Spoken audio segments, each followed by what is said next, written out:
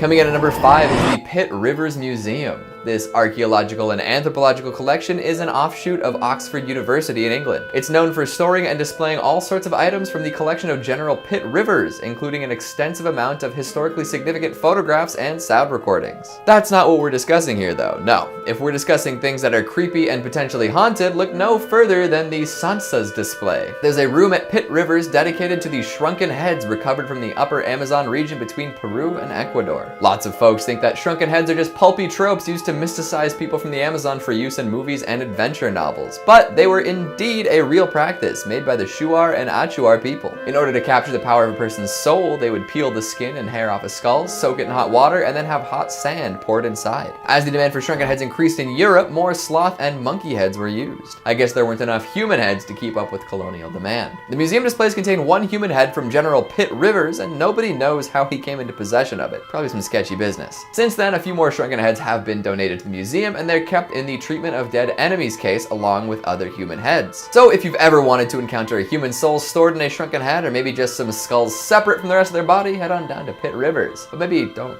look them in the eyes though. Coming in at number 4, we've got Catacomb dei Cappuccini. And if just the heads aren't enough for you, consider heading down to Italy to see a massive collection of mummified bodies. Back in the 16th century, the Capuchin monastery ran out of space in its original cemetery, leading the monks to excavate crypts beneath. After mummifying a few friars, it became somewhat of a status symbol to be entombed in the catacombs, with many folks asking to be preserved in fancy clothes. In fact, for a long time, the catacombs were maintained through donations from relatives of the dead. Bodies would be displayed prominently as long as money was flowing, but if donations stopped, they would be moved to less easily viewed areas. Eventually, thousands of mummified bodies were put on display, organized by signifiers like class, gender, and profession. Nowadays, the catacombs are open to the general public, so anyone with an interest in preserved people can head out and see. Photography is strictly prohibited, and grills have been put up to prevent people from tampering from the deceased. But if folks were concerned enough to have their bodies dressed up and displayed, I would say they're more likely to stick around to make sure that it happened, right? In a tomb full of thousands of preserved bodies, there's gotta be a few ghosts circulating to make sure everything's the way they'd like it to be. Coming in number 3, we've got demonic masks. Masks hold such rich meaning all across different cultures. The obscuring of one's face can cause so many things to happen, both good and bad. There's the classic idea that once a person puts on a mask, they will finally act as their true self.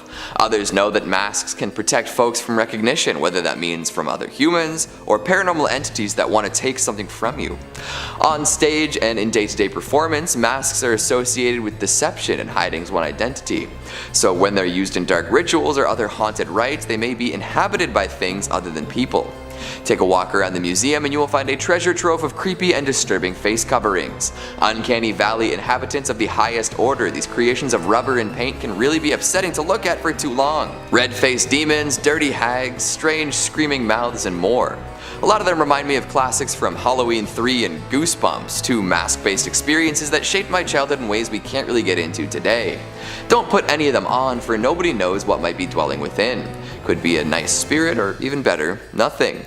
Although there's always the risk of a malevolent demon waiting within, eagerly anticipating the moment an unsuspecting victim dons the mantle. Maybe stick to medical masks for now. No demons should be waiting in there, plus you'll keep all your droplets to yourself. Coming in at number 2, we've got the tombstones of children. Yes, you heard that correctly. The Warrens had a collection of grave markers meant to sit above children who passed on. Now, in their defense, apparently these had been collected after they exorcised some demons raised through satanic rituals. The tombstones were not originally moved by the Warrens, but by those who would perform these dark deeds. The Warrens simply took them to the museum after all was said and done, likely in an attempt to prevent others from using them in further rituals. Definitely a strange collection to have, all things considered. Is there something about a child's tombstone that makes it extra potent for ritual use? I wonder what the rationale is behind that, other than sounding extra taboo. And finally, at number 1, we've got a haunted brick. On its own, a brick doesn't seem so bad. It's just a bit of dried clay, that's all. But this brick is special. It was taken from Borley Rectory, also known as the most haunted building in England. This home, built for the rector of the Borley parish, had gained quite a bit of notoriety before burning down and being demolished. After it was built, many claimed that it was haunted by a number of spirits. These claims multiplied when a paranormal investigator published an account of his visit in the Daily Mirror. From there, many more folks decided to see what all the hype was. People claimed to see little Victorian boys roaming the grounds, only to disappear without a trace. Cars have been assailed by phantom thumps, and ghost lights shine brightly in their mirrors. But why would a building built for a rector be haunted from day one? Well, there's an ancient rumor that Borley Rectory was built upon the same grounds that the Benedictine monastery once stood. It was here that a monk and a nun partook in a forbidden relationship, eventually culminating in their untimely deaths. Since then, their presences have been felt all over the grounds, causing bells to ring without anyone around, recording equipment to malfunction, candlesticks to be thrown, and animals to be spooked. The rectory and the monastery are gone now, but the Warrens did procure a piece of the famously haunted place before it fell. One has to wonder how much haunted energy is still imbued in this brick. Would you be willing to pick it up? Coming in at number 5, we have Dr. Jack Kevorkian Death Van, also known as the Deathmobile. Dr. Jack Kevorkian's van was a place many people spent their last moments alive. The 1968 Volkswagen van was where Dr. Kevorkian carried out as many as 130 assisted suicides in the 90s, and it has become a piece of history. However, at the time, the pathologist was met with controversy and public criticism for his taboo work on physician-assisted suicide with terminally ill patients. He spent 8 years in prison for second-degree murder because of this, but is often viewed as a pioneer in the medical field and as an activist. His impact was so great that HBO released a drama called You Don't Know Jack, in which Al Pacino won an Emmy and a Golden Globe for his portrayal of the controversial doctor. Over the year, the death van has seen many different owners. Zach purchased this van for $32,500 from American Jewelry and Loan. When the Detroit pawn shop first bought the vehicle, it was actually featured on an episode of a TV show. Apparently, Long Island medium Teresa Caputo also passed by the van in their warehouse and said she felt something there. Visitors of Zach's Haunted Museum can peek inside the Dr. Jack Kevorkian's death van and see the exact spot where many people died.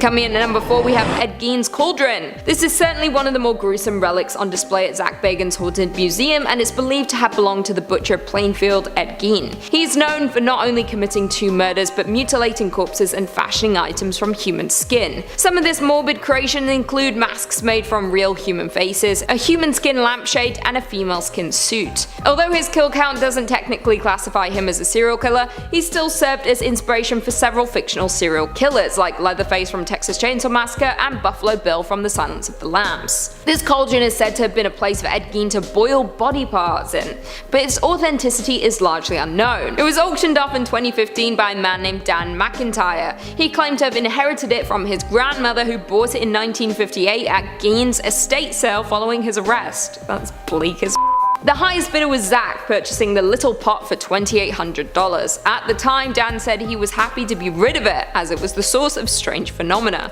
I mean, I wouldn't want that in my home. Now, Ed Gein's Cauldron calls Zach's Haunted Museum home, where it is said to radiate negative energy. Coming in number 3, we've got some samurai armor. I'll be honest right off the bat here. This armor, as creepy and cool as it is, doesn't actually exist. Like, it's showcased briefly in the Conjuring cinematic universe, but we don't learn all that much about it. The reason for the lack of apparent backstory is simple. They made it up for the movie.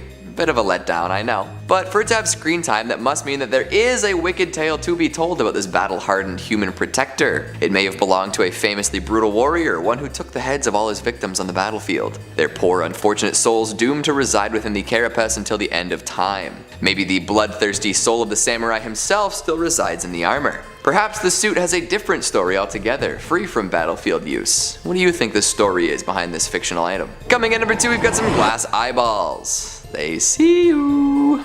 In general, old school prosthetics fall under the uncanny valley classification. The folks making them didn't have the technology or experience to make them truly comfortable or convincing, so we often ended up with weird facsimiles of human body parts that are quite unsettling to look at. To be honest, I think the pirates had it right. Forget fake parts, let's just use peg legs and eye patches. Of course, that's not exactly the most dignified way to live one's life, and not everyone wants to look like a pirate with a hook for a hand. So even before we had high quality prosthetics for general use, folks did their best to make replacement parts. And so we ended up with stuff like this. 2 foggy glass eyeballs inside of what appears to be an Altoids tin, ready to peer into your soul at a moment's notice. That's a grim image. And apparently, these eyeballs are haunted. I'm not entirely sure what that means, but it must be blood-curdling. Maybe they float around at night, suspended in the air, implying a face that nobody can see. Or maybe a ghost without eyes pops them in from time to time, completing a face that went to the grave missing a couple of ocular grapes. No matter how you slice this, you've got a pair of roly-poly, disembodied eyeballs that cannot and will not blink.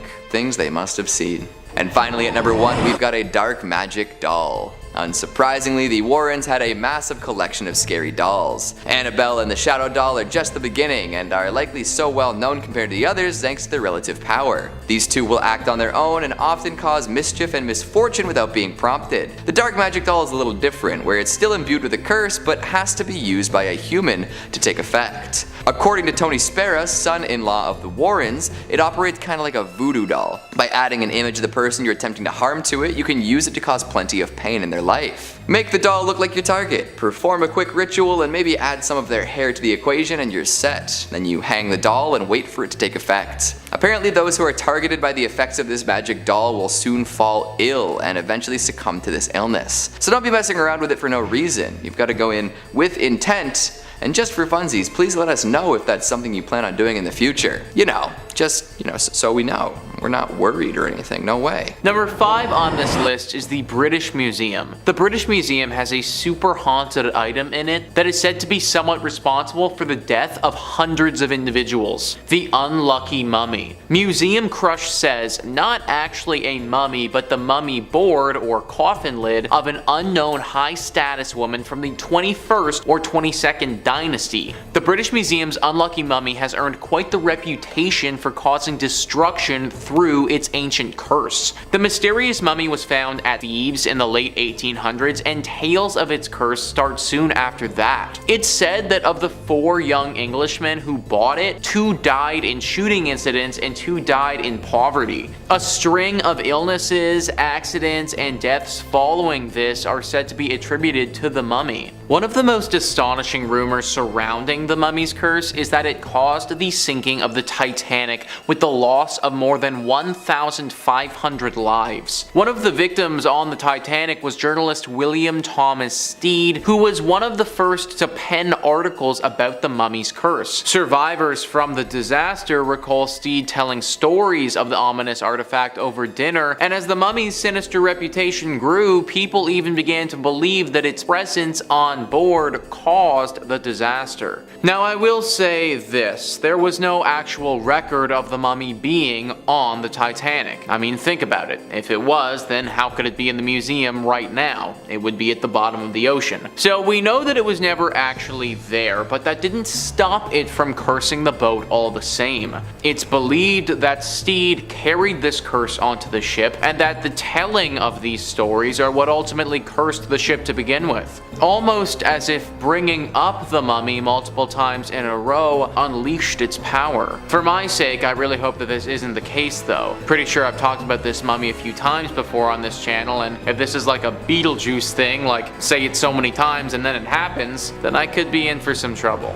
Number 4 on this list is the Royal Museum's Green Witch. So apparently the Queen's house in the museum actually has a cursed piece of architecture built into it. Museum Crush says, rather a large object, the tulip staircase of the Queen's House of Royal Museum's Green Witch lays claim to being the first geometric self-supporting spiral stair in Britain, and is rightly regarded as one of the great features of the former royal residence. But it is also the location of the Rev. R.W. Hardy's famous ghost photograph. The retired Canadian vicar and his wife visited the house in 1966, and like many people before and since happily snapped away at the elegant spiral of stairs. But it wasn't until they returned to British Columbia and developed their films that they noticed a scarily cloaked spectral figure climbing the stairs. Subsequent investigations into both stairs and photograph have thrown no further light on the unearthly mystery, although as recently as 2002 a member of staff reported seeing a ghostly figure cross a balcony of the stairway before disappearing in time-honored ghostly fashion through a wall. I guess you could argue the staircase isn't necessarily an item, but who cares? The museum is still as haunted as ever, and maybe even more so. At least with other museums that have haunted or cursed items, the curse just pertains to that object, and usually if you don't touch the object or interact with it, you should be fine. Just walking around this place, and especially going up or down the stairs, carries a pretty heavy risk to it. Be very careful around the stairs at the Queen's house if you ever end up going.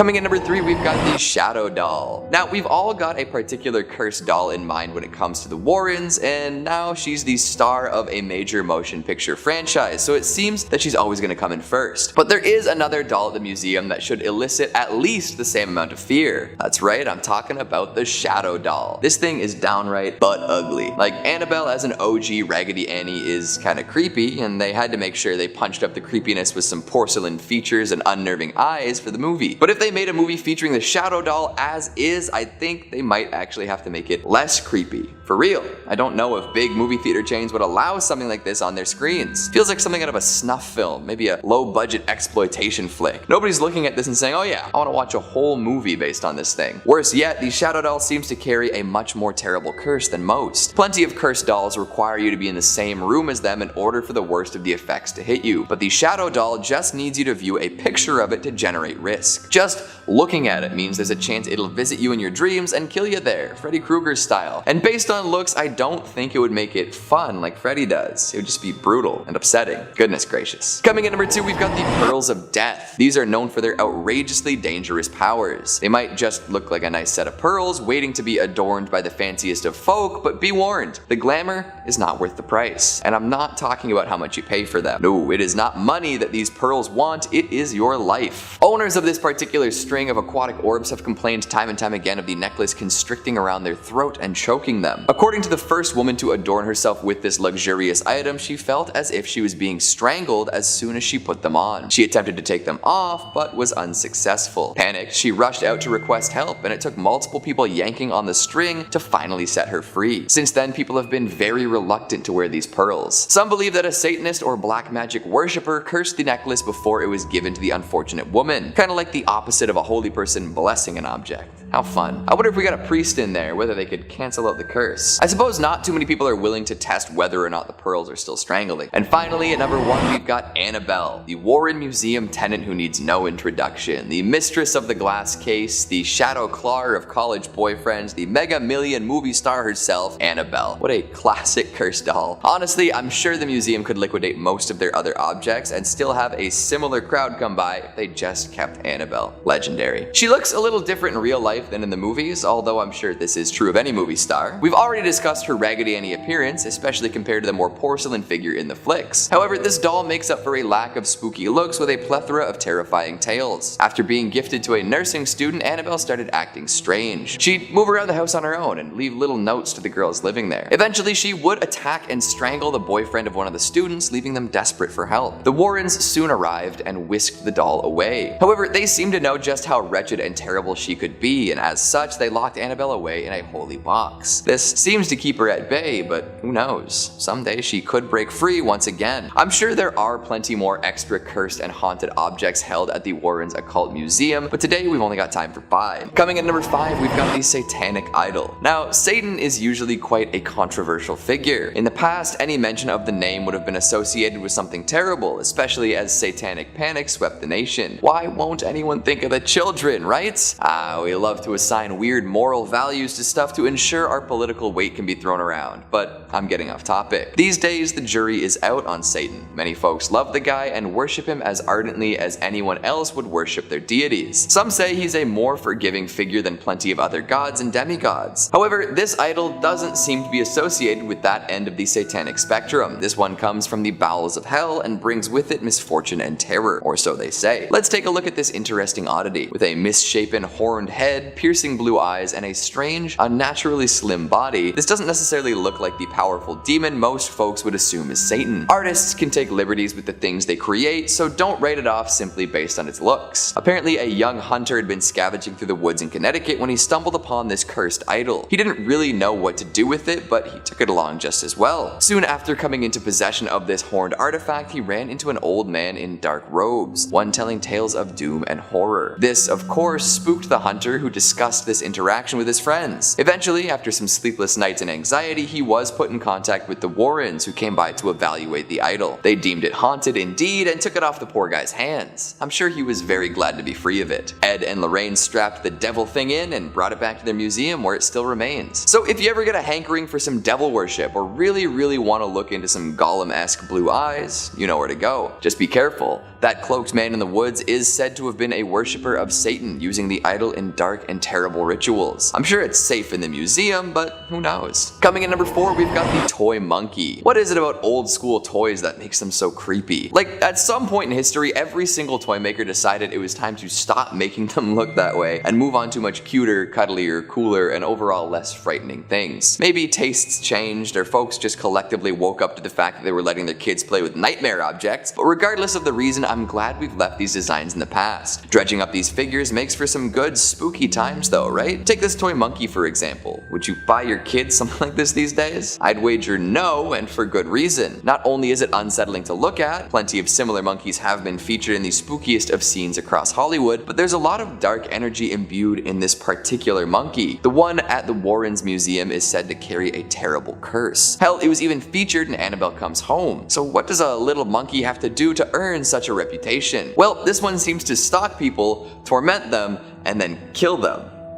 Oh no. Imagine this thing suddenly appearing in your life one day, then as time went on it started popping up in places you know you didn't leave it. Little monkey cymbals might be heard crashing in the middle of the night, and disembodied shuffling can keep you from sleeping. All that's creepy, but it's still just a toy, right? Hold up. Did its eyes just glow? That is some monkey business I want no part of. But hey, at least this one in particular is locked away and not to be recirculated into the general population of antique monkey toys. Well, for now anyway. Coming in at number 3, we have the Demon House Staircase. The original staircase from the Gary Demon House is said to be so haunted that construction crews walked off the job and refused to come back after its installation. Set back in a dimly lit corner, the wooden staircase rests on a layer of dirt extracted from the location famous for demonic activity. The Demon House was located in Gary, Indiana, and was unfortunately home to the Ammons family. It was said to be a portal to hell, and the demons seemed to emanate from beneath the stairs. The same stairs displayed at Zach's museum. There were reports of demonic possessions, a child levitating, and many other disturbing events. The family's matriarch, LaToya Ammons, had to undergo multiple exorcisms as a result. It was so bad that even the local police department and social services were convinced of its purported hauntedness. There are things in this world that we will never fully understand, like why Zach decided to buy the home plagued by demonic entities. He did shoot his documentary Demon House there, where he investigated the haunting. It must have left an impact on him because the house has since been demolished and the stairs continue to haunt Zach's museum.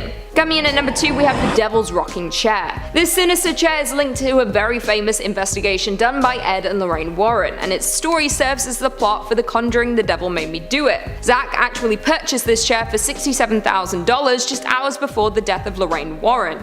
Ooh, creepy. The Devil's Rocking Chair was the site of the infamous exorcism of David Glatzel, who was allegedly possessed by a demon. The 11-year-old at the time was being tormented by a man-like demon who resembled a beast with sharp jagged teeth, horns, and hoofs. As the haunting progressed, the chair was said to be under the demon's power, and David would often see the beast sitting in it. Ed and Lorraine performed numerous exorcisms on David in that very chair. The final exorcism was a success, and the demon was expelled from David right into his sister's boyfriend, who killed his landlord shortly after. He pled not guilty due to demonic possession, a first in American history, citing that the devil made me do it. It didn't work, by the way. In 2019, the Devil's Rocking Chair's exhibit actually had to be shut down because it was doing its job a little too well. 6 different people shared the same disturbing experience with the chair. They all had bouts of uncontrollable crying, and one even collapsed above it. The museum having adverse effects on visitors isn't anything new, with ambulances having to be called in the past, but this was the first time in the museum's history that an exhibit had to be shut down. And finally, coming in at number 1, we have Dybbuk Box. In the number 1 spot is known as the most haunted object in the world, the notorious Dybbuk Box. According to Jewish mythology, a Dybbuk is a malevolent spirit that's said to haunt and possess the living, and the Dybbuk Box is home to the evil entity. This wine cabinet is so haunted that it actually served as inspiration for the horror film The Possession. The Dybbuk Box first became a sensation when it was listed on eBay, along with an extensive ghost story attached to it. After after some owner hopping it came into Zach's possession. Shortly after the Dybbuk box arrived in the museum, holes allegedly began to appear around the haunted cabinet. A downtown Las Vegas marketing executive also apparently witnessed a black-cloaked apparition pass through the exhibit's door while doing a private tour with Zach. This haunted relic is no joke. Even Post Malone was apparently cursed by the Dybbuk when he visited the museum with Zach himself. After touching Zach's shoulder, who was resting his hand on the box, Post Malone had a streak of terrible luck. In less than a month, his private jet was forced to make an emergency landing when 2 tires blew out. His house was broken into by armed robbers, and then he got into a car crash. Coming in number 5, we've got the organ. Thankfully, it's not an internal organ or anything like that, although, to be honest, I'm not so sure that would be any more creepy than this haunted musical instrument. Organs always tend to have a spooky sound to them, whether it's that classic bit from Bach's Toccata and Fugue in D minor, or some old hymnals echoing through an empty church. The pipes and keys combine to create spine-chilling music more often than not. It's a classic sound used to elicit fear and atmosphere in all sorts of different environments. So of course, the Warrens brought one back to the museum. It's not a grand affair, definitely not a pipe organ or anything close to one in size and scope. However, it does make up for a general lack of volume and dynamics with an array of haunted energy. The main thing that tends to set people off about this musical instrument is the fact that it likes to play itself. It's not a player piano, nor is there any sort of mechanism inside that would suggest that it was ever meant to make music without the help of a musician. But when the clock strikes 9 p.m., or the museum's apparent witching hour, this keyed instrument starts to play. I'm sure the first person to discover this detail was sufficiently spooked. Playing on its own isn't the only oddity associated with the organ. It's also known to cause anomalous things to happen to folks who play it. One might see a strange man standing beside the stool as they play, or maybe they'll have dreams full of haunting music for a while. If you go in and hit a few keys on this organ, maybe even sit down and play a fugue, all sorts of unfortunate events may be in your near future. After the organ was retrieved from the supposedly haunted house of a reverend, it was placed in the museum. Interestingly enough, no anomalous activity was reported before it was brought back. However, the Warrens were no slouches when it came to decorating, and soon enough the organ was covered in all sorts of other interesting oddities. Now, this idea I came up with on my own, so don't take it as a fact or ask me to cite anything, but what if the things the Warrens placed upon the organ caused it to become haunted? Maybe the curses dwelling inside of those objects came out and played the organ themselves. Food for thought, for sure. Coming in number 4, we've got human skulls. Speaking of objects that may or may not be cursed but also make for great decorations, the Warrens had quite the collection of human head tops. The pearly white bone matter that makes up the shield for our most important organ. That's right, plenty of human skulls in the museum. And not just for archaeological and medical purposes, these were skulls supposedly used in different satanic rituals. Oh boy. There's one in particular that stands out thanks to its interesting coloration and decorations. The eye sockets are painted bright pink and really pop, and some of the teeth are a yellowy gold, and there is a large star adorning most of the skull's forehead. It's placed on an ornate stand among a plethora of other spooky knickknacks. I guess I shouldn't really be comparing a human skull to a knickknack, but here we are. Now, like I said before, the human skulls accumulated by the Warrens were supposedly used in satanic rituals quite a few times. I can't really elaborate on exactly what that would look like, but the fact that they were there means that it's possible the skulls are now cursed. The demons contacted during said rituals could have left some sort of residual energy in and around the skulls, especially because they did originate from humans. Folks have been terrified of satanic rituals for ages, often using them as shorthand for scary, morally depraved activities. We might not be able to figure out exactly what happened with these skulls, but they definitely hold some sway over folks who might visit the museum. It's morbid, it's creepy, and it smacks of the paranormal. Just hope that this kind of thing never ends up happening to your skull. Or you know what, maybe you'd prefer that the top of your head ends up in a museum. That's one way to stick around for a while, right? In at 3, Torquay Museum. Now I just had to include this one on our list, not only because it's creepy as but also because it's in my neck of the woods, Devon, England. Torquay Museum was founded in 1844 and holds a dense collections of artifacts from across the globe. Now there is no firm evidence or folktales reported on the museum, but there have been 2 unexplainable occurrences over the last 10 years that even paranormal investigators can't seem to wrap their heads around. To begin, on the 19th of July 2015, an article was published on the Daily Mail website seemingly showing a woman in old-fashioned clothing emerging from the floors of the museum. Take a look. Now, Now, looking at it, you may just think it's a hazy picture of a girl in front of a fire. However, this picture was taken during one of the ghost hunting evenings at the museum, and according to multiple sources, nobody was in the room. Manager of the museum, Carl Smith, said, "We saw something in the middle of the photo, and when we adjusted the contrast, we clearly saw the woman. It was a bit of a surprise and pretty creepy. From the angle of the photograph, it looks like she is submerged into the floor, almost like she is below floor level." Creepy stuff. However, this isn't the only unexplainable evidence to emerge out of the museum. A year later, CCTV footage captured this moment from the museum gift shop. Take a look. Now, papers flying off shelves isn't abnormal, but the rate and speed in which it happens certainly is. I'm calling Ghostly Farm Girl spirit for sure. What do you guys think though? In it too, Smithsonian Institution Building. Opening its doors 10 years after our previous number is the Smithsonian Institution Building, and it is rumored to host many spirits within its museum, including founding donor James Smithson, whose remains have resided in the museum since 1904. Now, in 1973, Smithson was briefly disinterred after claims of his spirit wandering the halls of the museum at night began to surface. The coffin was opened and his skeleton was still in its rightful place, thank God. The reports still come in of his unsettled entity roaming the building. Smithson isn't the only spirit to supposedly be haunting the building either. Spencer Fullerton Baird is another sighting written about by the Washington Post. Baird was the museum's first ever curator, and he is also rumored to be walking around the halls with Mr. Smithson. Other sightings include explorer Emil Bessels, Secretary Joseph Henry, and paleontologist Fielding B. Meek, who died in one of the castle's towers with his cat. Have you been to the Smithsonian? If so, have you seen anything otherworldly roaming the halls?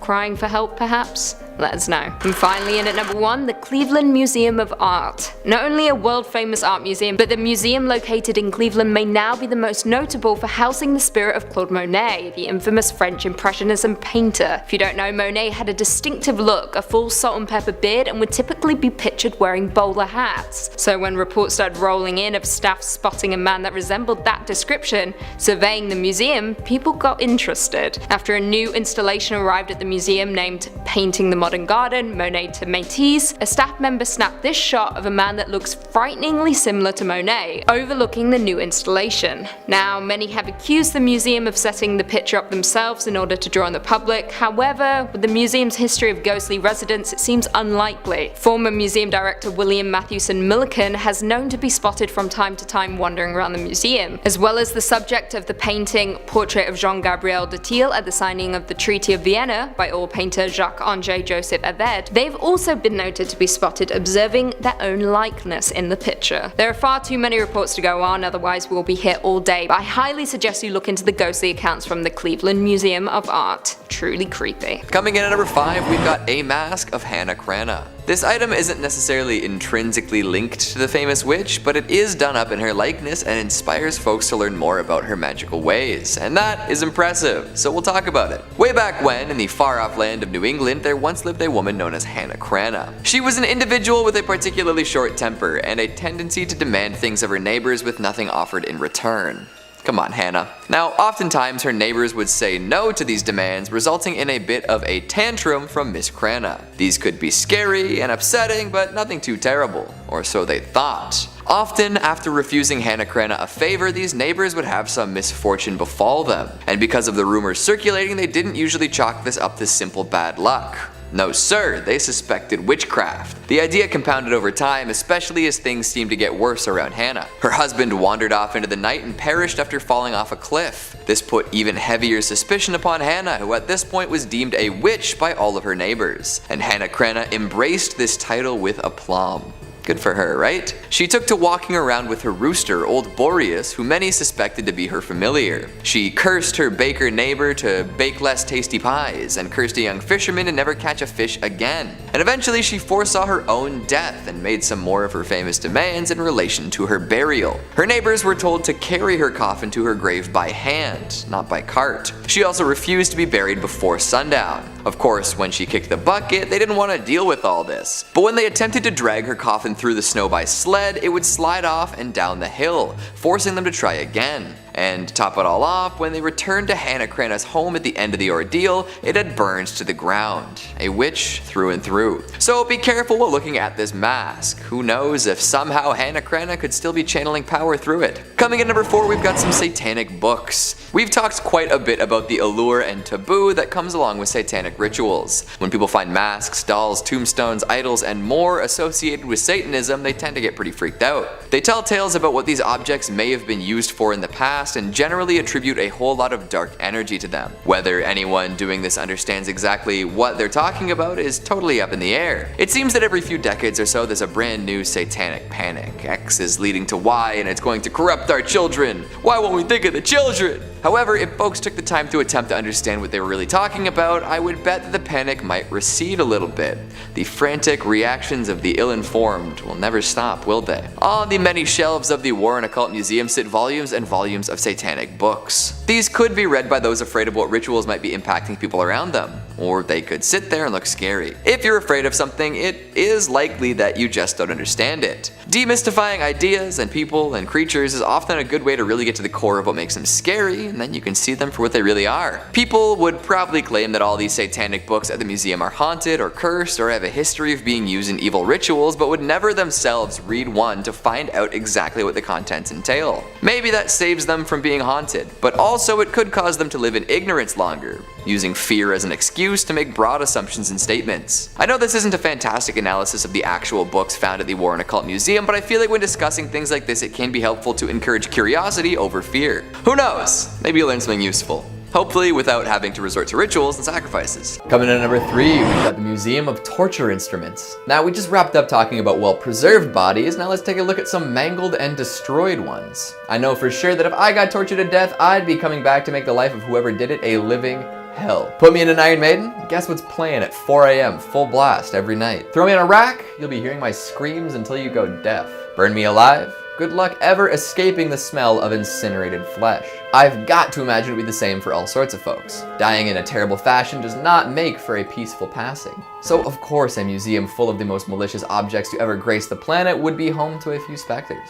Finding a home in Prague, the Museum of Torture Instruments has over 60 torture devices on display for the whole family to enjoy. From the flesh-singeing gridiron to some stranger options like the Spanish tickle torture, you can treat your eyes to humanity's darkest hits. And it's not just the magnificent machines themselves, there are also wax figures of poor saps about to lose their lives to make it all the more real. Is that crying I hear? Coming in at number 2, we've got the Museum of Death. Back in 1995, J.D. Healy and Catherine Schultz would write letters to serial killers. Often they would even get a note or two in response, maybe even some artwork. Then they would put all these deadly dastards' work on display. Eventually these exhibitions became so popular that it was decided that they would populate a whole museum, and so it went. In San Diego's purported oldest mortuary, the Museum of Death was opened. Over time, the museum has collected all sorts of different trinkets and oddities related to death and the people that cause it. Healy and Schultz even tried to acquire stuff from the Heaven's Gate cult suicides. The publicity resulted in them being evicted from their mortuary museum and moving to Los Angeles. The halls are full of fascinating and freaky things, ranging from baby coffins to the previously collected serial killer artwork to the purported guillotined head of a notorious French serial killer. Every year they host a Black Dahlia lookalike contest with categories for both pre and post mortem.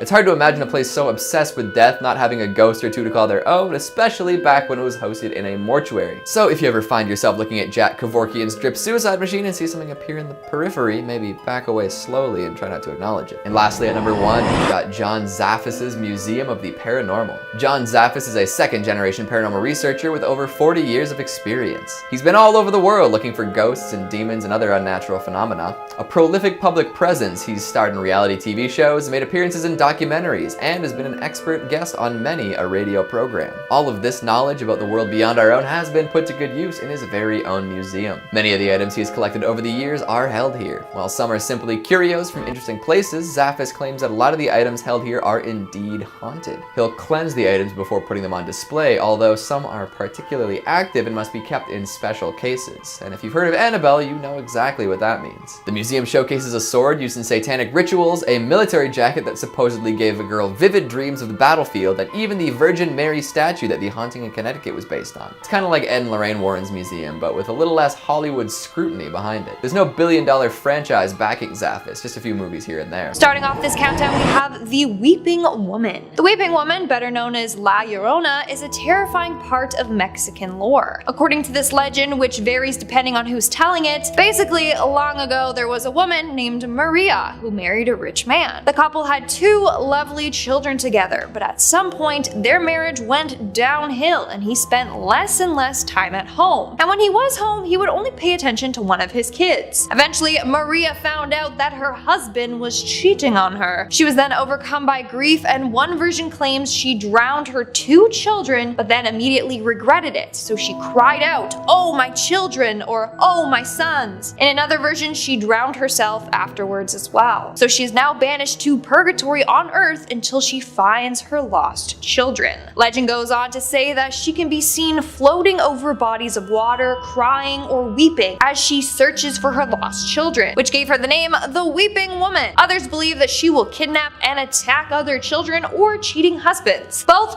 pretty terrifying scenarios, and tons of people are afraid of her. Now, the Smithsonian has this terrifying La Llorona doll. Currently though, it's no longer on display, and I wonder why. Apparently, it was freaking too many guests out. On top of that, staff have reported hearing sounds of weeping coming from the doll at night. Could it be that the Weeping Woman is real and has possessed this doll? I don't know, but I think it belongs to the Warrens Museum, not the Smithsonian. Like, I don't think they're trained on how to deal with spirits and other dark entities. In our 4th spot today, we have the Creeping Doll. But honestly, it should have been named the Creepy Doll, because look at this thing. It belongs in a Stephen King horror film. So this doll was one of the first prototypes for a doll that crawls on its own. It was invented in 1871 by a man named George P. Clark. His goal was to make a doll that crawls exactly like how a baby does. And honestly, look how far we've come. Like, those Baby Alive, a Baby So Real, like those dolls, scarily accurate. Anyways, so the doll's head, arms, and legs were made out of painted plaster. From there, they were hinged onto a brass clockwork body. The doll then moves forward by rolling along on 2 toothed wheels. But honestly, it just looks like a creepy robot baby. So not only is this doll terrifying looking, but then it slowly just creeps along. Watch out, this thing will haunt you in your sleep. And honestly, it doesn't surprise me that it's possibly haunted. Staff workers have seen this thing creeping forward on its own. Others have claimed to hear sounds of children laughing or crying near it. Just keep this thing far away from Annabelle, okay? Imagine the damage she could do with those bad boy wheels. Number 3 on this list is the Thirsk Museum. Located in Yorkshire Museum, this tiny little quaint museum is the last place you would expect to see something haunted. Enter in the Busby Stoop chair. Museum Crush says, Yorkshire drunk, criminal, and coin counterfeiter Thomas Busby murdered his father-in-law and fellow counterfeiter Daniel Aughty in 1702. Busby was arrested at the local inn and sentenced to death by hanging. According to legend, he laid a curse on his favorite chair at the inn, saying death would come soon to anyone who dared sit in his seat. After his execution, his remains were hung in a gibbet from a stoop at Sand Hutton Crossroads, now the location of the Busby Stoop Inn. The inn and surrounding area were said to be haunted by Busby's ghost, but one chair there in particular had developed a rather sinister reputation following a string of tragic accidents. Second World War airmen who sat in the chair were said to never return from their missions, and the chair also linked to several road accidents and fatal illnesses. In 1978, the inn's landlord removed the chair to Thirsk Museum just a few miles down the road. The chair is now suspended high above the ground of the museum to ensure that no unassuming soul can ever fall foul of its curse again. It's been hung there, unmoved, for 40 years. I've looked into this chair further, and for a while there, it really was that if you sat in this thing, you were going to die. It wasn't going to happen in a year from now or something like that either. Like,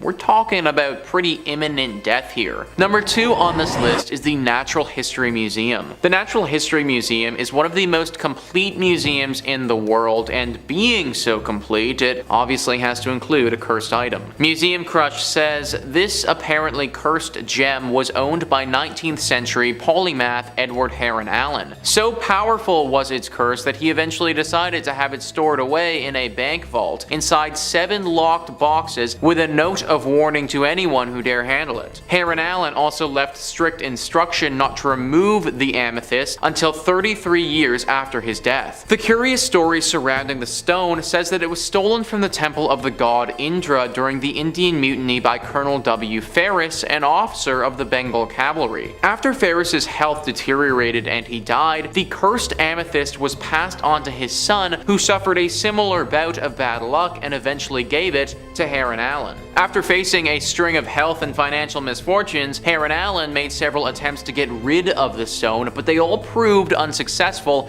each time it returned to him. Less than a year after his death, Heron Allen's daughter donated the amethyst to the Natural History Museum, where it is on display in the vault. And finally, number 1 on this list is Zach Bagans' Haunted Museum. The number 1 voted haunted place in America has got to make this list, considering it's full of cursed objects. There isn't just one object here that's cursed, there are tons. In fact, we would need our own separate video dedicated solely to this place to even begin to break down all the scary stuff that's in this museum. Just listen to this small excerpt from the website. Among the hundreds of terrifying possessions, museum goers can even peek inside the VW death van in which Dr. Jack Kevorkian ended the suffering of terminally ill patients, as well as get a close-up look at the propofol chair from Michael Jackson's death room. Perhaps most unsettling is the original staircase from the Indiana Demon House, notorious for its powerful paranormal activity before being demolished in 2014. The wooden banister and creaky steps from the house now stand in a dimly lit corner, resting on a blanket of dirt from the location. Following its installation, a group of construction workers walked off the job and refused to come back. These are just a couple of the so-called attractions that this place has to offer. If you go to this museum, then there is a very good chance you will end up walking out with a curse attached to you. That much paranormal energy all lumped into one place, it just spells out something haunted. Be very careful if you ever intend to go here. Number 5. The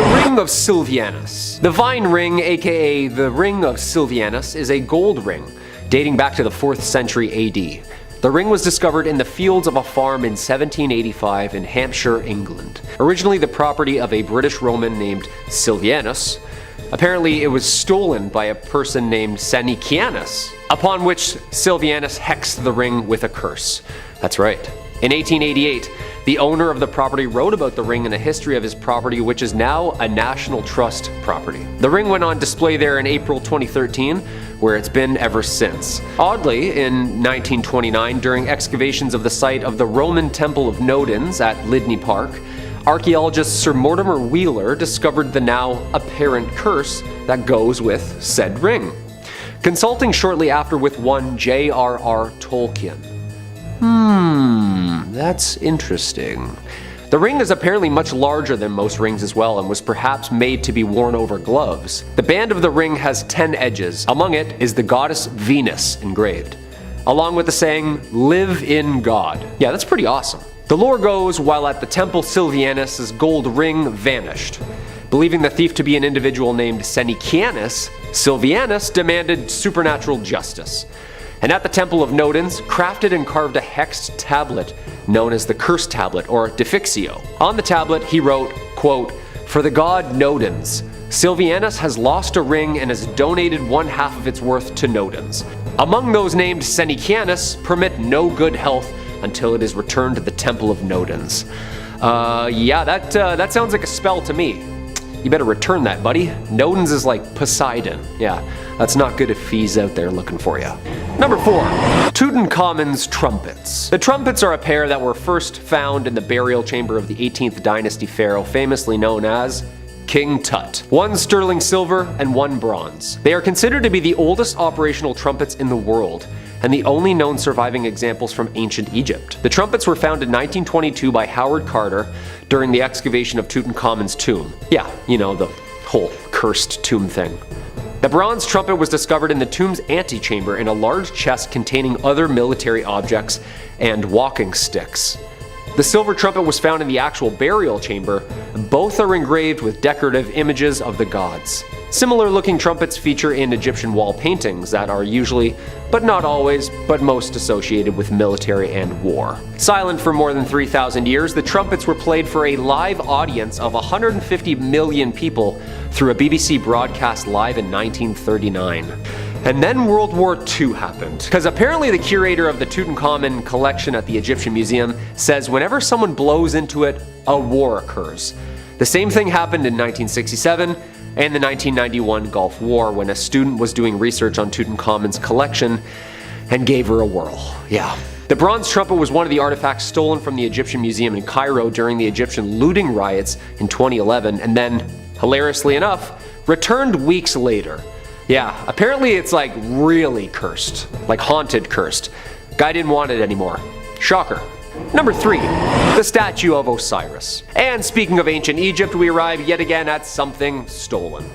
The statue of Osiris. In 1971, during an excavation in Saqqara, Egyptologist Walter Bryan Emery found a small statue of the Egyptian god of death, Osiris. He and his assistant returned to the dig site's office in a nearby village as Emery took the statue of Osiris with him. Once at his house, Emery went to the bathroom to shower, and after moments, his assistant began to hear Emery screaming. He found him clutching the sink, clearly experiencing some kind of trauma. His assistant said that Emery stood there paralyzed. I grabbed him by the shoulders and dragged him onto the couch. Then I ran for the telephone. Emery was diagnosed with paralysis of the right side of his body and was unable to speak. He actually died the following day. Talk about curse of the pharaohs. It's been said that there was a possession of a Canadian woman who believed her home had also become haunted by said statue. The woman gave it to the Ontario Museum, which returned it home to Egypt. Have we seen this video of said statue moving on its own? Like, this is from a Manchester museum, and this thing is just moving on its own all day. Yeah, this god's pretty powerful, and this stuff needs to be respected, you know? And returned. Like, you can't just steal stuff and throw it up in a museum overseas. Especially the stuff that clearly says in hieroglyphics, do not remove this, you will be cursed. We're uncovering more and more buried Egypt every day. Just please be respectful and leave the stuff alone after discovering and documenting it. And whatever you do, don't play any more instruments, okay? Number 2, ballista balls. Almost 2,000 stones were found during archaeological excavations in the Gamla Natural Reserve, of which the ancient Jewish city of Golan Heights used to sit. This is the site where the largest number of ballista stones from the early Roman period were found.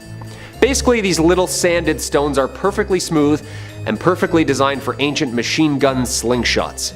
Oh yeah, and of course, by sling or hand. In 2020, a ballista ball in Israel was returned to the authorities 15 years after it was stolen. Apparently the balls were very cursed. Why was this particular ballista stone considered to be so cursed? Who knows? The artifact has been returned by an anonymous person under the name Moshe Manis. According to Moshe, the thief who stole the ballista stone stole it in 2005 when they were a teenager. Yeah. Oh yeah, it's definitely not me. No, it's a friend of mine. Yeah, no, definitely not me. Him and his friends were touring a display of ballista stones at the Jerusalem Walls National Park in the city of David. These ballista stones were used by the Romans when they were fighting in Jerusalem in 70 AD as part of the First Jewish-Roman War, known also as the Great Jewish Revolt. The man returned the 2,000-year-old Roman ballista balls from Gamla and actually wrote a little note on it saying, quote, "These are 2 Roman ballista balls from Gamla, from a residential quarter of the foot of the summit. I stole them in July 1995, and since then, they have brought me nothing but trouble. Please do not steal antiques." You said it, buddy. Those stones have seen their fair share of bloodshed. You don't want any part of that smoke. And coming in at number 1, the Wailing Skull. Our number 1 spot, of course, the one that scares me the most. Skull banshees screaming throughout the middle of the night. Oh yeah, just screeching ghost heads. You know this is a thing, right? Like way more common than we think.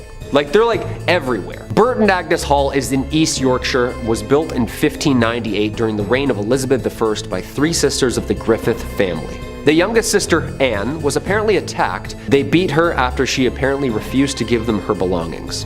Locals heard her cries and came to her rescue and returned her home, though sadly perishing 5 days later.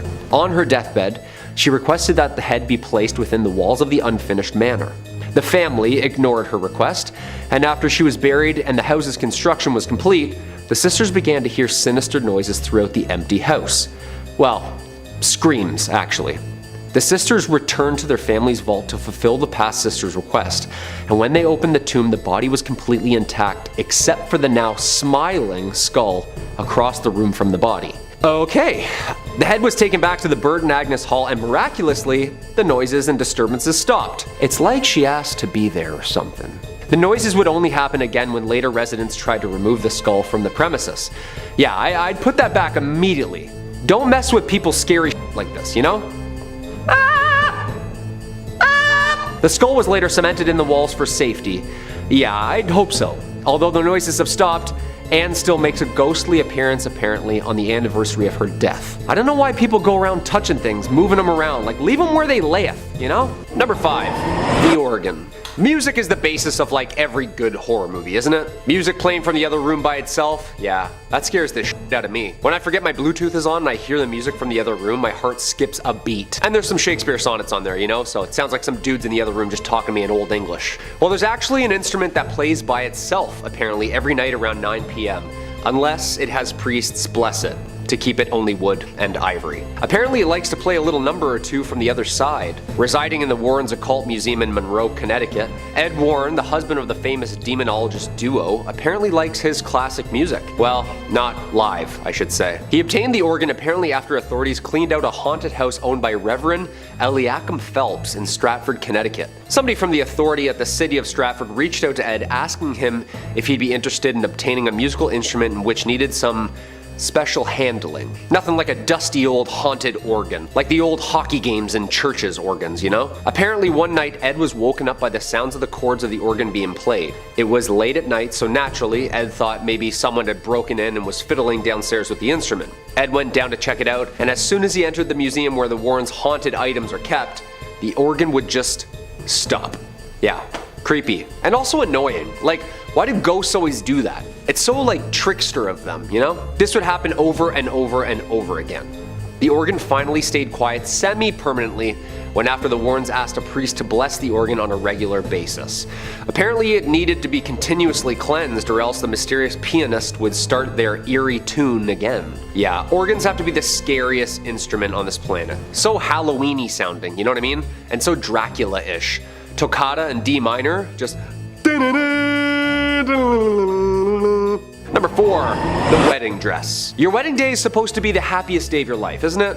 Dressed to the nines, till death do us part, cake smashed into your face, yada yada yada, and of course, that iconic wedding dress, you know?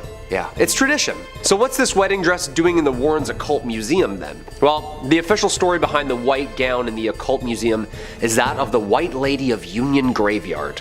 She has been spotted for decades. Many claim they have seen the lady in white at Union Cemetery. She's said to walk the graveyard at night, and locals tell us they've also seen her on nearby roads. Union Cemetery sits just off the junction of routes 59 and 136 in Easton, Connecticut. The legend goes, it's the home of a spiritual entity that allegedly walks the property.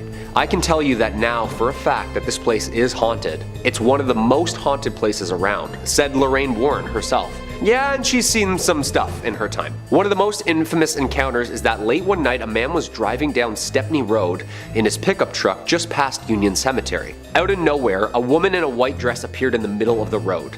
The man couldn't slow down in time and struck the woman head on. When the man screeched to the side of the road, there was no sight of the woman he had hit. Apparently this happens more often than you think on that road. Whoever she was, apparently the couple has her dress locked in the Museum of the Occult Finds and deems it spooky enough to leave it alone. Number 3, the purple sapphire. Well, not really a sapphire, but actually an amethyst. The spiky purple quartz looking thing. Hey, who said that haunted to hell items can't be precious and beautiful? Well, don't say that, because apparently this one is cursed, like cursed. The mysterious Delhi purple sapphire is now permanently on display as part of the Natural History Museum's vault collection of precious gemstones. The mysterious stone is rumored to have been stolen by a British soldier from the Temple of Indra, the Hindu god of war and weather, in Kanpur, India, during the Indian Mutiny of 1857. It was brought to England by Colonel W. Ferris, whose family then supposedly suffered many financial and many health problems. I love how financials first. The stone was given to Edward Heron Allen, a scientist and writer, in 1890, who claimed to have started having bad things happen to him and those who were lucky enough or unlucky enough to see or hold it. He came to the conclusion it was hexed with a curse, and eventually decided to have it stored away in a bank vault inside 7 locked boxes with a note of warning to anyone who dare handle it. Allen warned that the Delhi purple sapphire is cursed and is stained with blood and the dishonor of everyone who has ever owned it. Weary of its alleged powers, he kept it locked away in 7 boxes and surrounded by good luck charms. He also left strict instructions not to remove the amethyst until 33 years after his death. It's very specific.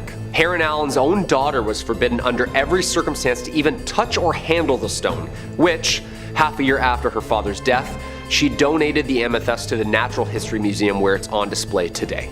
Okay, so his own daughter donated this thing. She didn't even want it. That's a little spooky. Now, I mean, he was a writer, and writers can exaggerate sometimes, but not giving it to his own daughter and her not wanting it at all after his death? That sounds a little bizarre to me. Number 2, the haunted book. Okay, so sometimes we all find spooky doodles from the past we drew as kids. Finding old spooky pictures or letters written, that can be fun and great for scary stories. Apparently I drew aliens a lot. Yeah, who'd have thought? This next item holds more than just letters though. It holds power. This haunted book was given to Brighton's very own haunted house, Preston Manor, after a Kent family who owned it claimed it caused them to be plagued by ghostly visitors and spectral visions. A haunted ledger which was found bricked up behind a shop wall has been acquired by the museum. Phew. The ledger was donated by Josephine Beniovitz. The book was discovered by her father, Tony Beniovitz, in 1988 when he was demolishing a shop which closed in 1984. Having taken it home, the father and daughter believed they suffered a number of spiritual visions and images of men, women, children, and apparently soldiers on horseback. The ledger, which dates from the First World War, was a clue at maybe who was visiting them. The daughter was told by one of the spirits that the book must be returned to Brighton where its first entry was written, which was in December 1915. The terrified family delivered it to Preston Manor, which is known for its paranormal occurrences and spiritual events. A medium visiting the house inspected the book and confirmed that they could sense evil omens emanating from its pages. It remains locked up only to be viewed after cleansed. Yeah, I don't think I'm going anywhere near this thing. Yeah, all those old books are usually wrapped in like someone's skin or something evil. Yeah. No thanks. And coming in at the number 1 spot, the Iceman. This definitely had to be my number 1 spot. And it's not my favorite UFC fighter, Chuck Liddell. But this is the most terrifying find of all. Not really much of an item either, but more like a 5,000-year-old frozen and perfectly preserved human mummy that was discovered in 1991 in the Ötztal Alps in Italy. Ötzi, of course, is the name researchers chose to name the mummy for obvious location reasons.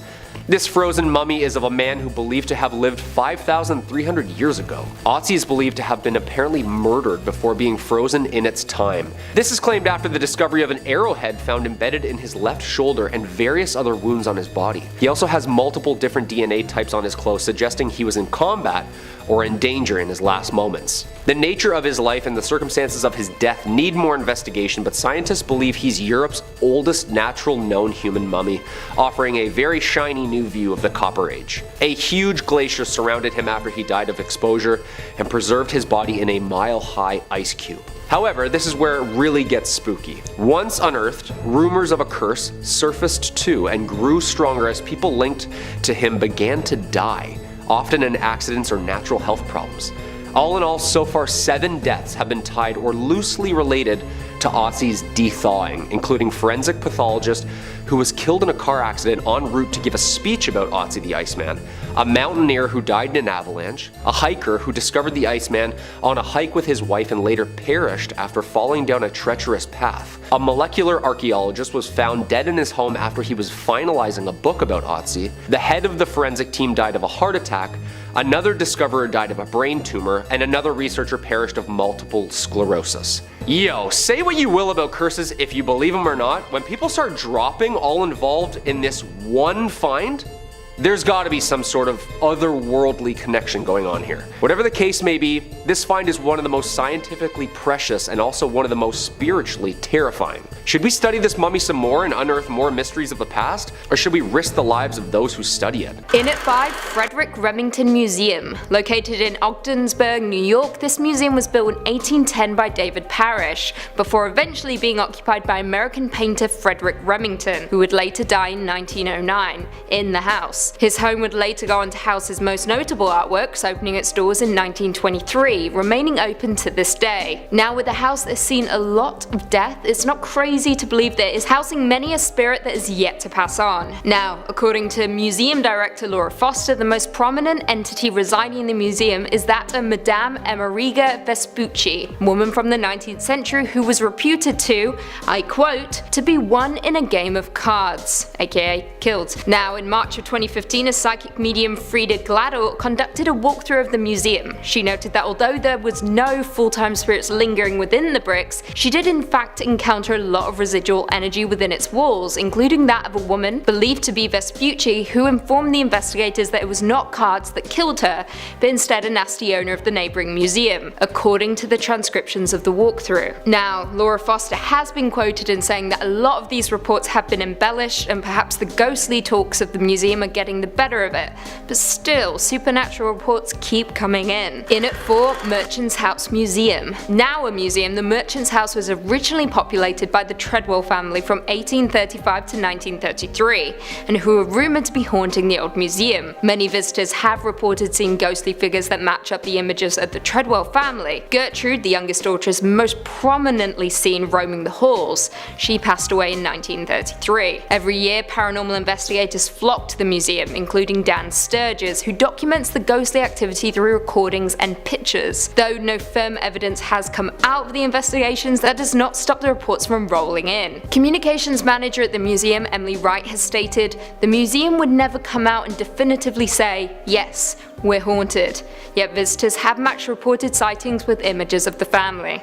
Very creepy. Number 3, the Penang War Museum. I think it's a very good sign that your museum is a friendly, welcoming place. If you Google it and the first results are an article called The Horrors on Ghost Hill and a listing for an IMDb episode for a series called I Wouldn't Go There featuring your museum, it's either really hurting or really helping the tourism there. Well, if those warning signs weren't enough to deter you, enter the Penang War Museum, my little ghouls and goblins. It's been described as one of the most haunted spots in Asia, flat out. The Penang Museum is built atop the grave of an old army fort built by the British in the 1930s, but was taken control by the Japanese in the late 30s in World War II, and used to house prisoners for as long as the prisoners lived, which was, usually not very long, if the site of the guillotine is anything to go by. After the end of the Second World War, the place had become totally abandoned, until it was retrofitted to become a museum, and serve as a reminder of the grim reality of war and its costs. The whole place kind of has this eerie, abandoned ghost town vibe as you walk through tunnels and old bunkers, serving to try and replicate what it would be like to actually work and spend time in a place like this while it was functioning. Given the very grim nature of the content and the site itself, which was home to so much bloodshed, death, hatred, and all the worst parts of our souls, it's no surprise that the museum has an infamous reputation as a spot for paranormal activity. Guests have reported seeing strange sightings, unusual shadows, and feeling chills as they walk through the bunkers. But all of this begs the question, would ghosts even be scarier than the actual truth of this place? Now, I've never been, but from what I was looking at and gathering for this, it seems to me like the true horror of the Penang Museum is that it's a reflection of some of the worst parts of the human experience. A reminder of what happens during wartime and what people do to one another. This place doesn't need stories of spirits. It's haunted enough as is by the memories that will forever be tied to it. Number 2, the Mutter Museum. Mutter is the German word for mother. That's your fact for today, so you can tell your Mutter that you learned something from this video. Well, this isn't a museum for moms or about moms, although they're more than welcome to come. The Mutter Museum in Philadelphia isn't quite like the other museums on this list. It's not particularly known for being paranormal or haunted, but rather it's a collection of medical oddities and curios all arranged behind cabinets in a very clean, professional manner. It's not known for vengeful spirits or anything walking the halls, but rather just home to an incredible amount of very creepy things in jars. Every picture of the place looks like something out of a mad scientist's lab, a background of a B horror movie set, that one weird place from that one Harry Potter movie. Maybe I'm remembering that wrong. Amputated limbs float in jars next to organs, fetuses from all sorts of animals you can imagine, and more bones than you could possibly shake a femur at. They got skulls of all kinds. They got skulls for days. They got an entire wall dedicated solely to the skulls of criminals, and all sorts of broken skulls in disarray, eaten by tumors or other lovely diseases. If you're looking for skulls, they have got skulls. They've got a collection of famous remnants. Albert Einstein's brain, if you want to see if some of that rubs off on you. Grover Cleveland's famous tumor. Well, we all love Grover Cleveland's tumor. Pack the whole car up. Let's go see that. You know, fun stuff. Now, guests who visit the Muta Museum do pretty frequently complain of feeling dizzy and uneasy while wandering through the collection, but whether or not that's because of some poltergeist or spiritual influence, or because you're wandering through a 6,000 square foot room looking at hundreds of brains, bones, and disembodied organs in jars, is up for some debate. I know just reading about this thing already makes me feel kind of squeamish, makes my stomach feel all churny. I wonder if they have a little cafe in this one, like most museums have. You think anybody's eating there? And number 1, the Museum of Death. The Museum of Death. Well, I wonder what sort of topics they enjoy covering at the Museum of Death. I bet they have an absolutely illuminating look at pre-Raphaelite art of the late 19th to early 20th centuries. They don't? What? No, at the Museum of Death, opened in Hollywood in 1995, which was opened by a married couple with the intention to make people happy to be alive. Whew. How do they accomplish this? Do they show you pictures of whiskers on kittens and raindrops on roses? No, of course not. It's a collection of everything to do with death. Bones, skulls, coffins, ancient mortician's tools, executioner's equipment, and a whole lot more. Amusingly, the owners have said their goal is not to scare anyone with this museum. That's not what their museum is about. Now sure, they play videos of autopsies, and they have footage and imagery from incredibly grisly and stomach-churning real-life true crime cases, like artifacts from Charles Manson's family, or some of Jeffrey Dahmer's personal effects, but they don't want to scare you. The museum is there to show death in its brutal, unedited honesty. The owners themselves describe it as a commemoration of life. And I gotta be honest, I'm making it sound worse than it is, but it definitely does sound interesting. And the grimmest parts of me are definitely more than a little curious to check it out in that morbid sort of way, because it sounds cool. Probably a great date spot to take a goth girl, I bet. The museum does kind of embrace its sort of twisted reputation. It really runs with it. It hosts Black Dahlia costume contests where guests are judged on who's got the best post-mortem Black Dahlia costume, which is something. It's not thought to be as haunted as some of the other places on this list, but it does really bring out some visceral reactions in people. Apparently, it's not too uncommon for guests to demand to leave early or to outright faint while walking through the museum. The owners refer to these cases as falling down ovations, which is a very funny turn of a phrase. Now, sadly, if you're listening to all of this and you're already pre-buying tickets for your next trip to LA, sadly, the museum is currently closed down. They are reopening though. They've also got a museum in New Orleans, since their collection of macabre knickknacks is so large it couldn't be contained to just one spot. When it reopens, I recommend you get out as soon as you can. It's a once-in-a-lifetime experience. Coming in at number 5, we've got a vampire coffin. Say what? The resting place of an undead bloodsucker? In this museum? Well, what happened to the previous tenant? Was it forceful eviction, or maybe a what we do in the shadows scenario where a vampire hunter snuck in through the basement and exposed an ancient vampire to sunlight? Regardless of how they came into possession of this burial box, the story probably isn't too pleasant. Still though, what a find. According to Ed and Lorraine, the coffin once belonged to a modern day vampire, but they didn't really elaborate too much on the details. That kind of vagueness just makes me want to know more, you know? Unfortunately, that story may have died with the famous couple, but we can definitely consider a whole plethora of options. There are all sorts of implications that come along with someone claiming to possess a vampire's coffin. How modern are we talking here? Were there other vampires in this one's undead community? Are they trying to blend in with the rest of society at this point, or is it a John Carpenter's vampires scenario where they're looking for more blood than ever? There haven't been too many sightings of vampires lately, at least by my count, so one has to wonder what's been going on. Twilight is trending again, so there's gotta be some sort of vampiric element in the air. A couple more months till October and then we'll know for sure. I wonder if there's anything inside the Warrens' coffin. I guess we can't really check at this point, but hey. If anyone has visited or seen someone open the coffin, would you be so kind as to drop the details down in the comments? I'd love to know if there are any rosaries, fangs, or vampire bones left behind. Maybe even some scorch marks that might suggest that the vampire did indeed get burned. Gosh, a modern vampire. I wonder if they like video games or watching sports on TV. Coming in number 4, we've got cursed photographs. Cue the Nickelback jokes. look at this photograph. Every time I see it makes me suffer. Not as catchy, but you get the point anyway. While none are particularly legendary, you can definitely assume that any photographs at the museum have a creepy backstory. I'm actually kind of surprised more cursed photos aren't circulating these days. It seems like a lot of photographs with spirits and curses imbued within are from the age of the darkroom, or even before that. Do you think that tin-type pictures were more likely to be cursed? I suppose there was the good old practice of death photos. Plus, plenty of folks got included in family photos, even post-mortem, because the experience of having your picture taken was so rare. Folks have a lot more opportunities to snap pics of their friends and family these days, so images of corpses made up to be more alive are probably less common, at least as far as I know. The internet is a deep and dark place, and I'm sure there are folks who would pay top dollar for something like that taken with a mirrorless DSLR. Oh boy. Back to the museum though, there are entire walls covered in creepy old photographs. It kind of feels like a haunted house attraction at a theme park sometimes, now doesn't it? We've got brides with their faces totally obscured, white dress and all. Are those flowers symbolic or something? I guess we can't really know. Images of sinister looking men in hunting garb adorn the walls as well, making folks wonder what their story might be. Sullen-faced children looking past the camera, images of demonic figures, questionably dark photographs of things difficult to make out, the works. To look at these photos is one thing, but to have one in your home is something else entirely. Thankfully, they're at the museum and not for sale.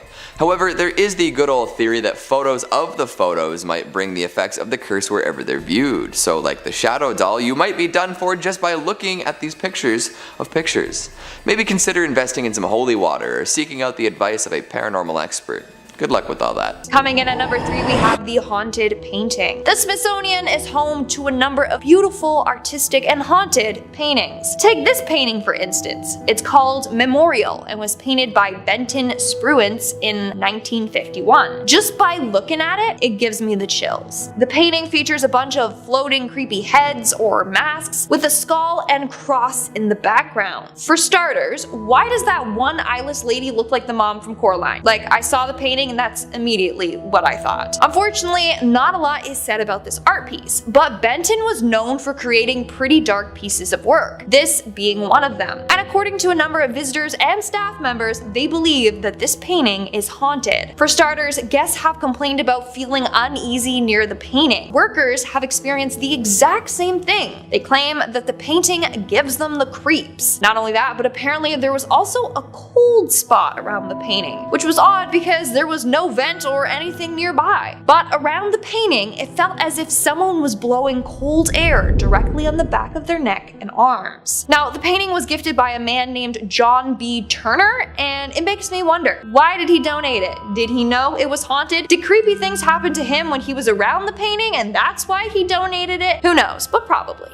But who knows? In our second spot, we have Abraham Lincoln's gold watch. That's right, Honest Abe's watch is on display at the Smithsonian. So this watch was purchased in the 1950s from George Chatterton, a jeweler in Springfield, Illinois. And it's a very beautiful pocket watch. In fact, Lincoln's watch is said to have one of the best grade movements in England, and is still apparently in working order. On top of that, that 18-karat case is one of the best quality ones made in the US. What's also cool is that on the inside of the watch, there are inscriptions of people's names. Basically, watchmaker Jonathan Dillon got the watch and was repairing its timepiece. He decided to unscrew the dial and engrave, and I quote, April 13th, 1861. Fort Sumter was attacked by the rebels on the above date. J. Dillon. And he also engraved, "Thank God we have a government." Why? Because at that exact moment, he found out that the Confederate forces had fired on Fort Sumter, so he carved it in. And then in 1864, a second watchmaker, L.E. Gross, signed his name. And at another point, someone etched Jeff Davis inside. And Lincoln carried it around without a clue of the inscriptions inside of the watch. Incredible. The watch was actually given to the museum in 1958 by Lincoln Isham, the great-grandson of Abraham Lincoln. And of course, rumor has it that Lincoln likes to haunt his watch. People have seen his ghostly apparition around the area where the watch is being kept. But damn, that must be one big apparition because Abe was tall as hell, so imagine seeing his ghost. Terrifying. And in our number 1 spot today, we have Abraham Lincoln's hat, another haunted object from Abe himself. But you heard me correctly, the Smithsonian has a top hat from the one and only Honest Abe. In fact, this is the hat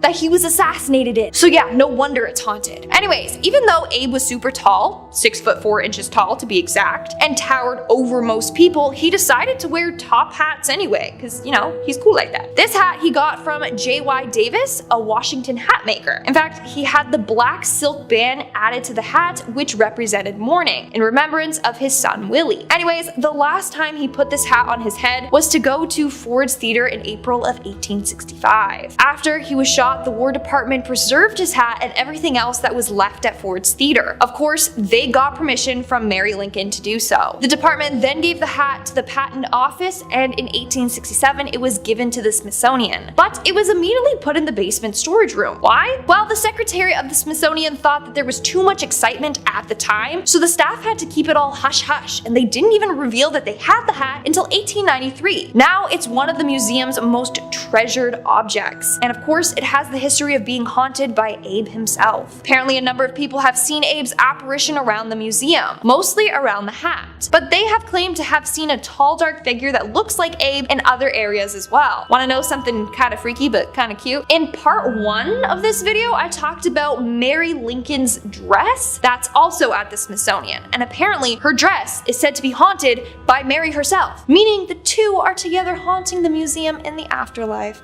Oh, kind of sweet, right? Number 5, the John Zaffis Museum. For someone like John Zaffis, opening a haunted museum was always in the cards. It was practically destiny. Few people can claim to come from a legacy of haunted museums, but Zaffis can, since he's the nephew of Ed and Lorraine Warren, America's most famous and oftentimes controversial demonologists. Growing up with a large fondness for his aunt and uncle's work, Zaffis developed a love of the paranormal from an early age and saw fit to try and carry on his relatives' work after their passing, opening his own collection of haunted relics the same way that the Warrens did. And what a collection of weird relics Zaffis has picked up. I'll shout out a couple of the cooler ones. The highlight for me has got to be this sword that was used to conjure black magic, and the sword is in like all of the promotional imagery, so it's gotta be pretty good. Check out this photo of Zaffis where he looks like a dark wizard who's also a fantasy author. Among the blade are things like a cast iron skull that was used in occult rituals, plenty of haunted dolls and idols, an ornate elk skull thought to be used in something evil, and loads more. Zaffis does point out on the website, in the frequently asked questions section, not to worry too much about being exposed to this stuff, as everything that's brought into the collection is blessed before taking residence. Although they do make a small warning on the website that there is a teeny tiny small chance that any residual evil might attach to you in the museum. So, I don't know, make sure to wash your hands with hand sanitizer or holy water on the way out. I can't not include this, by the way,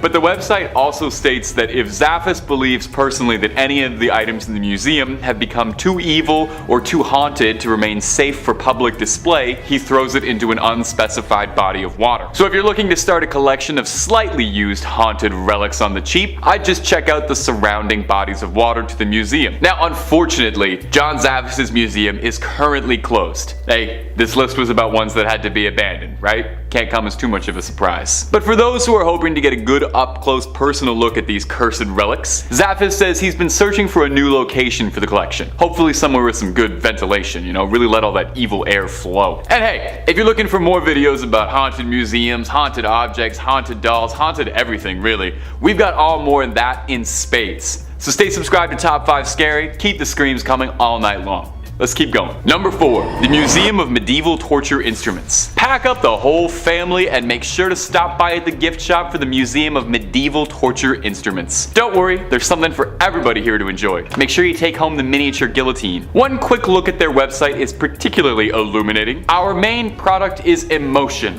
boldly proclaimed as their slogan. Yeah, well, agonizing pain is definitely an emotion, so I can't disagree there. The Museum of Medieval Torture Instruments really is exactly what it says on the tin. It's a massive collection of real historical relics and replicas serving to highlight some of the most disgustingly creative works of engineering ever invented. The kind of stuff that would make Jigsaw and his funny little puppet blush with anticipation. The museum's goal is to remind us just how truly unimaginably cruel human beings are capable of being to each other, and the lengths to which we will go to attain such horrid ambitions. The phrase, "those who don't learn from history are doomed to repeat it," comes up a whole lot on the museum's frequently asked questions page on the website, which is good. So come, learn a bit from such classics like the rack or the brazen bull, so you don't accidentally end up repeating those. I don't think I can even possibly describe what either of those horrifying things do without getting this channel permanently flagged. So if you're curious, maybe take the worst Google trip of your life, or go up and visit the Museum of Medieval Torture Instruments. They've got locations all over the States for your pleasure, and there's even one in Europe, but I'm pretty sure that's a different one. The one I'm talking about right now is the American one. The one in Chicago even offers a ghost hunting tour, as some guests believe there are residual spirits tied to some of the more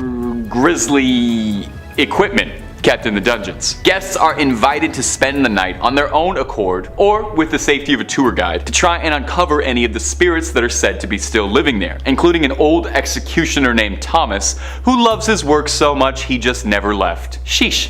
Nearly 1,000 years and he still doesn't take a day off. Some people just love to have their nose to the grindstone, or to forcefully shove someone else's face into the grindstone. To each their own. In our third spot today, we have the ancient Egyptian treasures. Rumor has it that a number of treasures or artifacts from ancient Egypt are cursed. I mean, you all know about King Tut's curse. Well, there are a couple of items in the Smithsonian from ancient Egypt that are definitely haunted. For starters, we have the scarab. This scarab is believed to be from King Tut's tomb. For starters, it is believed that bad luck will fall on anyone who handles King Tut's body or other artifacts in his tomb. Everything in there is believed to be cursed by King Tut himself. I'm sure you've heard of the story of Howard Carter and his team that excavated the tomb. After doing so, several of the people involved died suddenly and mysteriously, so it's believed that this scarab is cursed along with the other items there. And then we have the mummified cat head. Yeah, you heard me. Now this one actually isn't from King Tut's tomb, but a woman named Mab B. Nylon donated a cat's head. Yeah, just the head.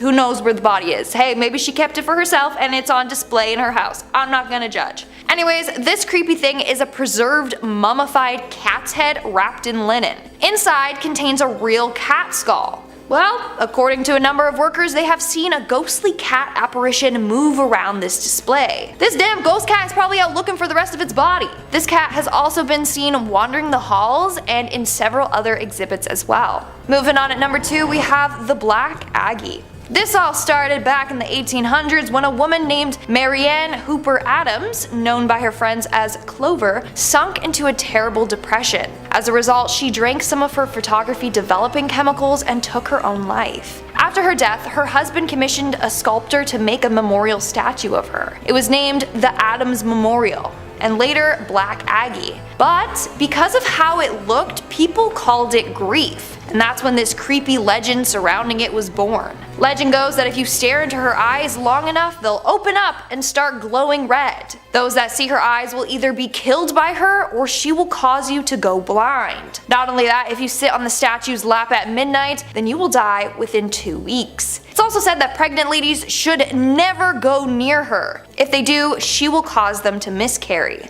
Of course, this is just a creepy legend, right? Well, supposedly there's real life stories of this haunted statue taking people's lives. One man put a cigarette out on the statue's hand and he was later found dead with a gunshot wound to the head. Another man was found dead at the foot of the statue and no one knows his cause of death. Now, you may be wondering how the statue got to the Smithsonian. Well, because of the legend, a lot of people were breaking into the cemetery at night to visit it, and it was often vandalized. So the family donated it to the museum where it remains to this day. And in our number 1 spot today, we have the Hope Diamond. This is a very beautiful diamond from India, but here's the thing. It was stolen from India, and then a curse was placed on it. Back in 1792, the Hope Diamond was part of a Hindu statue. It was one of the idol's eyes. And then somebody went in and took the 115-carat diamond out. Upon discovering that the diamond was stolen, priests put a curse on it. The curse was said to affect anyone that put their greedy little paws on it, which turned out to be a lot of people over the years. And guess what? Bad luck befell to every single one of its owners. It's said that the man who stole the diamond shortly came down with a raging fever and died shortly after. Legend continues on saying that his body was ravaged by wolves. Continuing on, King Louis XIV bought the stone and had it recut in 1673. He died of gangrene, and all his legitimate kids died early on in life. Then we have Marie Antoinette. Apparently she wore it as well.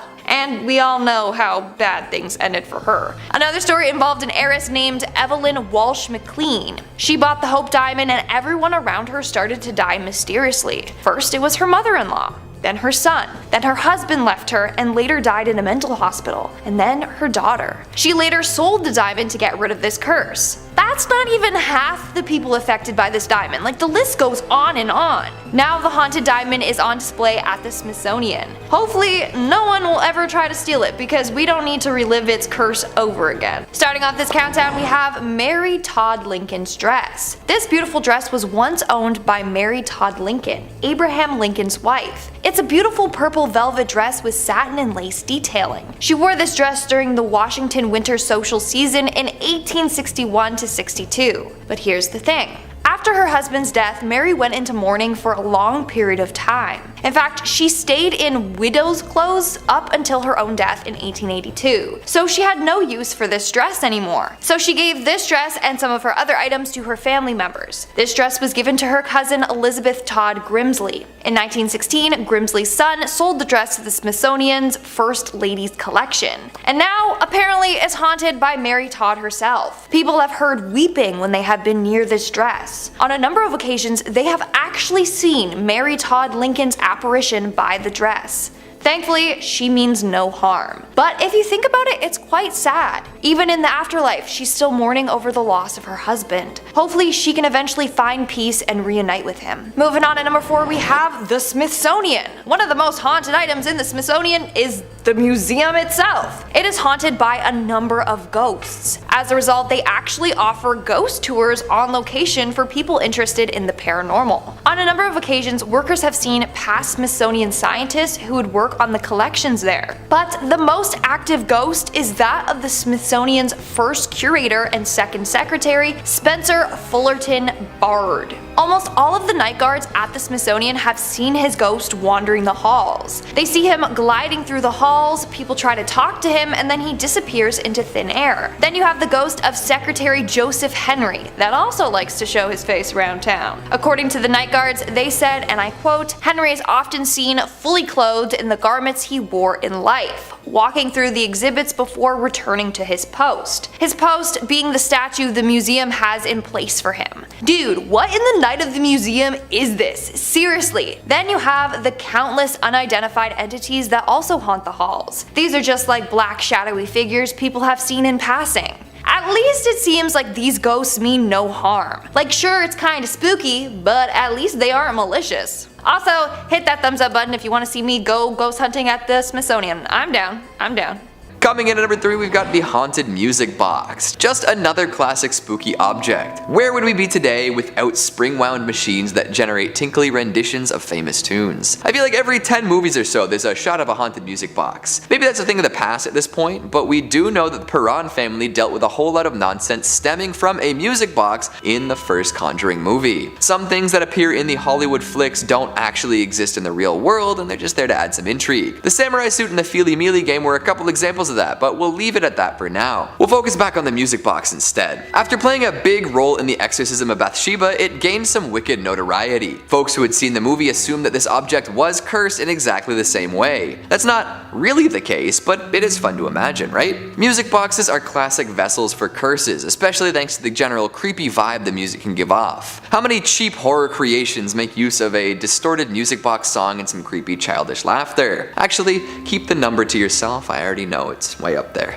Coming in number 2, we've got the white dress. Another urban legend staple, white dresses tend to show up in ghost stories often. Murdered brides, young women gone too soon, mothers who outlived their children, the works. It's hard to pin down where the phenomenon started, but we do know that it's timeless and effective. So of course, there's a haunted white wedding dress at the Warren Occult Museum. I'd be disappointed if there wasn't. In the Conjuring franchise, this dress is said to compel any who wear it to kill their fiancé. However, that's just more movie magic. There's no such tale actually associated with the museum. However, they do display a bridal gown, veil and all, and there is a supposed story that goes along with it. It's meant to represent the White Lady of Union Graveyard in Connecticut. A classic urban legend that we've definitely touched on here before, it's the tale of an unfortunate soul who roams the roads at night, causing accidents and freaking out motorists. Apparently one time she even materialized and put a dent in someone's fender. Unfortunately, the white dress in the museum isn't actually from the White Lady or anything related to her. It's just meant to represent the legend, add a little bit of class to the joint. Because who doesn't love looking at a pretty white dress? And finally at number 1, we've got the Conjuring mirror. To cap things off, we'll talk about a particularly spooky reflective surface, the Conjuring mirror. No relation to the actual Conjuring films though, so far anyway. This is one that has a truly terrifying story attached to it. The idea of mirrors as portals to other worlds is well documented, with different cultures around the world coming to similar conclusions about these shiny planes. People often see things they wish they hadn't in a mirror, which is especially true of the one at the Warren Occult Museum. It's said that if you look into it for long enough, you'll start to see conjured spirits. In fact, the mirror apparently does its best to conjure these spirits upon the user. The story goes that Ed and Lorraine came into possession of it after its previous owner stared into the mirror for weeks on end. For a while nothing happened, but eventually it conjured up a series of faces and figures so gruesome and horrifying that the man lost his mind entirely. He was sent to a mental institution and the mirror was sent to the Warrens. Since then, people have looked into the mirror, but definitely not for weeks at a time. I wonder what would happen if someone